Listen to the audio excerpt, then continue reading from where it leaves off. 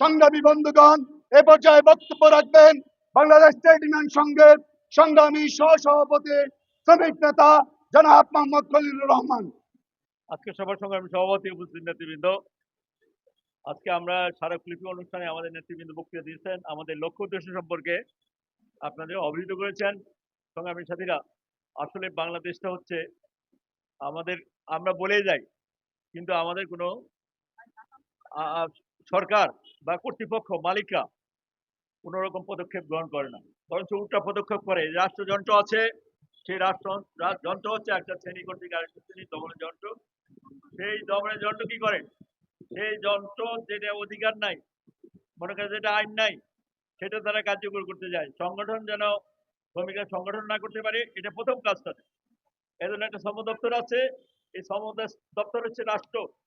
এই রাষ্ট্র হচ্ছে মূলত মালিকদের স্বার্থ রক্ষা করে। যারা তেল মাথায় তেল আছে, তার মাথায় তেল দেওয়া হচ্ছে রাষ্ট্রযন্ত্রের কাজ, শ্রম দপ্তরের কাজ, শ্রম পরিচালকের কাজ, শ্রম মন্ত্রণালয়ের কাজ, আইন ব্যবস্থার কাজ, সর্বোচ্চ আদালত, আইন আদালত শ্রমিকদের স্বার্থে কোনো পদক্ষেপ গ্রহণ করে না, বরঞ্চ এই যে বেআইনি কার্যকলাপ, শ্রমিকদের স্বার্থ বিরোধী যে আইন, সেই আইন কি করে?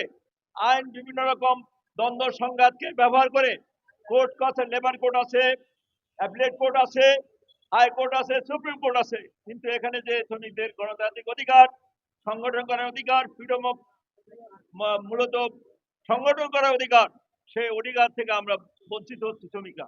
শুধুমাত্র হোটেল শ্রমিকরা নয়, নৌযান শ্রমিকরা না, সমস্ত শ্রমিকরাই এই গণতান্ত্রিক অধিকার, ফ্রিডম অফ অর্গানাইজেশন, আমাদের সংগঠন করার অধিকার।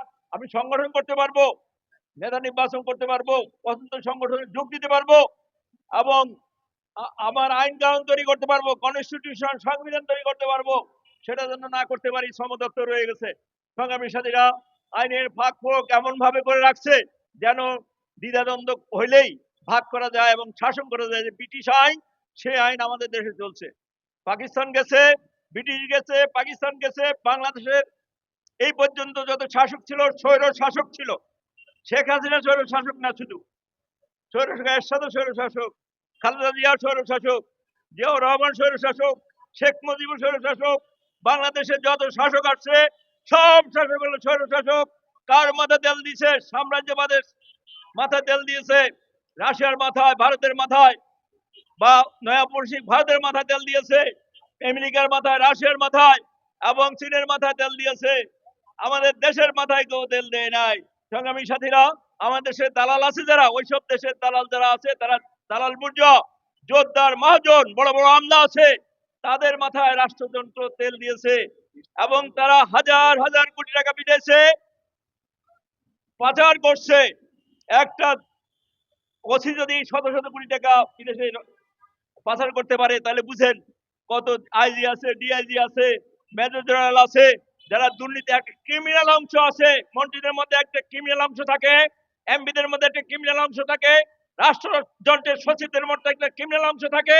তারা হচ্ছে তাদের স্বার্থে দেশটা পরিচালনা করে। এরকম একটা জায়গায় আমরা স্মারকলিপি দিচ্ছি। আমরা বুঝছি কোনো কাজ হবে না, এই উপদেশটা কয়দিন আছে, এরপর চলে যাবে। এই উপদেশটাও, এই যে ইউনূস সাহেব আসছে, শ্রমিকদের জন্য কাজ করছে, বলছে যে আইন করবো, কোনো আইনই করেন নাই, ঠন বলছে শ্রমিকদের সমস্যার সমাধানের জন্য আইসের সরকার হবে, ঠন। এটা স্বৈর শাসক, এটা ক্ষমতায় বসে রয়েছে। আর ধান্দাবাজরা আওয়ামী লীগের জায়গায় যেসব ধান্দাবাজ ছিল, চাঁদাবাজ ছিল, দুর্নীতিবাজ ছিল, সেখানে আমলার থেকে আরম্ভ করে নিচের লেভেলে ফুটপাত পর্যন্ত তারা দখল করে নিয়েছে। এটা বিএনপির লোক হতে পারে, জামাতের লোক হতে পারে, এই যে এনসিপি আছে, এনসিপির লোক হতে পারে। সব জায়গায় দেখছেন না বৈষম্য বৃদ্ধি কি আছে? বৈষম্য থাকবে বা বাংলাদেশে, এজন্য ছাত্র আন্দোলন করছে। এক দল ছোটার দল এখন লাগিয়ে গেছে চাঁদাবাজি করার জন্য। চাঁদা তো আছেই, যারা অতীতে লুটপাট করছে, অস্ত্র ধরতেছে, বলছে তোর পেটে কি আছে সব বাইর কর।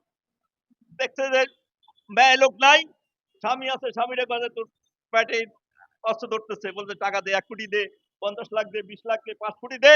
আর ওই হাইকোর্ট আছে, হাইকোর্টে আগে এই যে ইয়ে সাহেব, দক্ষিণে যে মেয়র সাহেব কর্তৃত্ব করতো, তার কিছু চালা চামুন্ডা উকিল কর্তৃত্ব করতো। এখন পাল্টা যারা ছিল, তারা কর্তৃত্ব করছে, তারা লক্ষ লক্ষ টাকা কোটি কোটি টাকা কামাচ্ছে।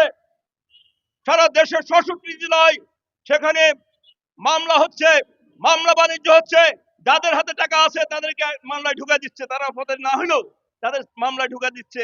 নিরীহ লোকদেরকে ধরে হয়রানি করা হচ্ছে। এই যে হাইকোর্ট, সুপ্রিম কোর্ট, সেখানে মামলা হচ্ছে না, সেখানে জাস্টিস সাহেবরা বসে থাকে। জাস্টিস সাহেবরা বসে থাকে, যত মামলা আছে যদি মনে করেন হাইকোর্ট বলছে দাবি দাও, সুপ্রিম কোর্ট আটকায় দিচ্ছে, দিয়ে এটা কিন্তু ৬ মাসও ১ বছর ২ বছর সমাধান হবে না, দাবির হবে না। একটা নিরীহ লোক আজকে জেল জরিমানা খাটতেছে। এরকম একটা রাষ্ট্র, এই রাষ্ট্র হচ্ছে সাম্রাজ্যবাদের স্বার্থ করে দেশের দালাল বুর্জুয়াদের এবং যোদ্ধার মহাজনদের এবং আজকে যারা ক্ষমতা প্রত্যাশী তাদের স্বার্থকা করতেছে। এরকম রাষ্ট্রের কাছে আপনারা কিছু আশা করতে পারবেন না। আমরা আমরা কি করব? আমারও শ্রমিক শ্রেণী আমাদের স্বার্থের সংগঠন গড়ে তুলতে হবে।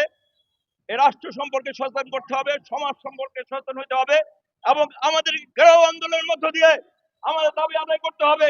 আমাদের ৩০,০০০ টাকা আমাদের মজুরি দরকার, মূল মজুরির দরকার, অন্যান্য ভাতাদির দরকার। আমরা বাঁচার মতো বাঁচতে হলে আমাদের অন্য চাই ৫টা মৌলিক অধিকার, অন্ন চাই, বস্ত্র চাই, স্বাস্থ্যসম বাসস্থান চাই, শিক্ষা চাই, চিকিৎসা চাই।